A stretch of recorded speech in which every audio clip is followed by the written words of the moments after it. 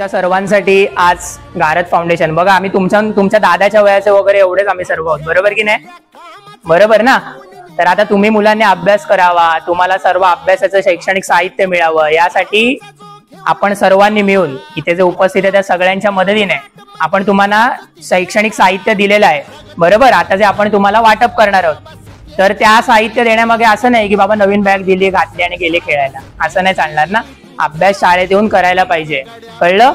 तर तो अभ्यास तुम्ही सर्वांनी चांगल्या पद्धतीने केला पाहिजे, करायला हवा आणि पुढे जाऊन मोठे व्हावं आणि तुमच्यासारख्या आणखी मुलांना मदत करावी, यासाठी तुम्हाला प्रोत्साहन देण्यासाठी गारजच्या माध्यमातून आपण तुम्हाला हे शैक्षणिक साहित्य उपलब्ध करून देत आहोत. त्यापूर्वी सर्वांनी एकदा जोरदार टाळ्या वाजवा ज्यांनी तुम्हाला हे साहित्य उपलब्ध करून दिले त्यांच्यासाठी. तर धन्यवाद.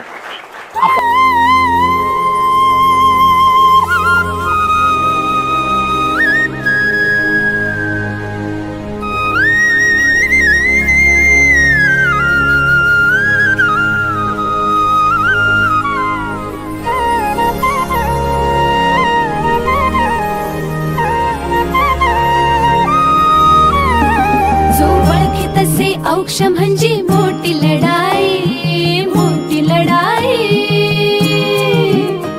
अन हत्याराचं फुलावाने घाव बिखाई. पृथ्वी वसुदेव सातवी. तू आता हे कार्ड लिहिला, काय काय आवडतं तुला? आम्ही असं दिलं तर बॅग दिली की नाही तुला? काय काय होतं त्याच्यात? बघितलं उघडून काय होतं? Drawing book. अजून पाऊच. पाऊच. अजून पाऊच मध्ये काय काय होतं? बघितलं उघडून पाऊच काय होतं? पेन्सिल. किती पेन्सिल? मोजल्या नाही? खोडरबर होतं की नाही? अजून काय होतं? शॉर्पनर. शॉर्पनर. अजून बॅगेत काय काय? सगळं मागचा कप्पा उघडला का? त्यात काय होतं? काय होतं? स्केच पेन आणि क्रेयॉन. आणि आपण कशावर काढतो? Drawing book. Drawing book. Good girl. तुला आवडलं सगळं? वेदिका धनेश पवार. काय काय? वेदिका धनेश पवार. तुला आवडलं सगळं? हो. बघितली बॅग पुढून काय काय होतं? Pen, pencil, foldable sharpener, pouch, अजून कंपास. तुला मोठे होऊन काय बनायचंय? किती तू सांग मला आधी पहिले. पाचवी. काय बनायचं? काय ठरलं? काय? टीचर. टीचर बनायचं. माझाच अभ्यास करायचा, दिलाय त्या सगळ्याचा उपयोग करणार ना? हा, मी कार्ड पण छान बनवलं की नाही? इथे मुलांना स्कूल किटचं वाटप केलंय. एकंदरीत आम्ही जेव्हा सर्वे केला होता तेव्हा आम्हाला कळलं होतं की ते शिक्षणाची गळती म्हणण्यापेक्षा शैक्षणिक साहित्याची गळती आहे, त्यामुळे आम्ही ते देण्याचा मुलांना प्रयत्न केलाय.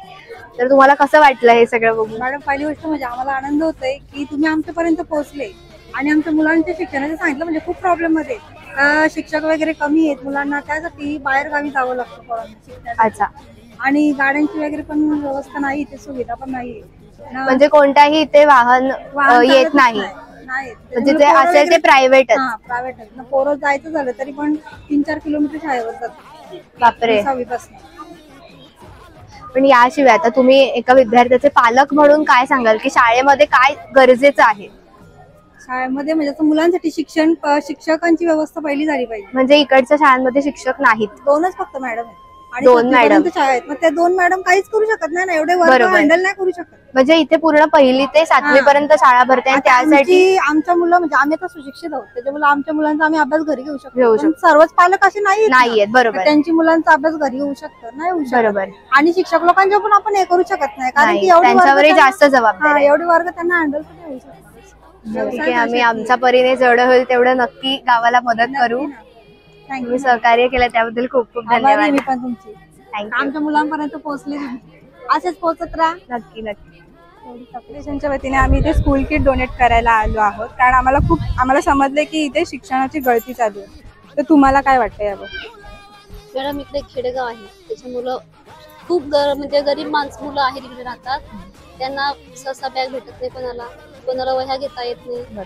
पण तुमच्यासारखी चांगली माणसं भेटल्याने माझ्या मुलांना किंवा माझ्या गावातील मुलांना अभ्यासासाठी वह्या, पुस्तकं किंवा लिहायला पेन्सिल अशाची गरज होतीच. तुम्ही दिलं म्हणून बरं. हे तर मिळालं स्कूल किट, पण त्या व्यतिरिक्त काय मदत मुलांना मिळावी अशी तुम्हाला वाटते? मुलांना म्हणतात शिक्षकच पाहिजे आमच्या गावात, शिक्षकच नाहीये. शिक्षकांची कमतरता आहे. शिक्षकांची कमतरता आहे. कारण पहिली ते 7वीची मुलं आहेत पण शिक्षकांची कमतरता आहे. मुख्याध्यापक पण त्याच आणि शिक्षक पण त्याच, फक्त मी मदतीला असते. बोलून खूप मस्त बरं वाटलं तुमच्यासोबत. आम्हाला समस्या समजल्या, आम्ही त्या सोडवण्याचा प्रयत्न करू नक्कीच. खरंच प्रयत्न करा. खूप आमचा गाव एकदा आतमध्ये पण आहे हो बरोबर, आणि जाण्याचं व्यवस्था पण काहीच नाही मुलांसाठी. आम्ही नक्की परत भेट देऊ, तुमच्या समस्या सोडवायचा प्रयत्न करू. बोलून खूप बरं आहे. थँक्यू.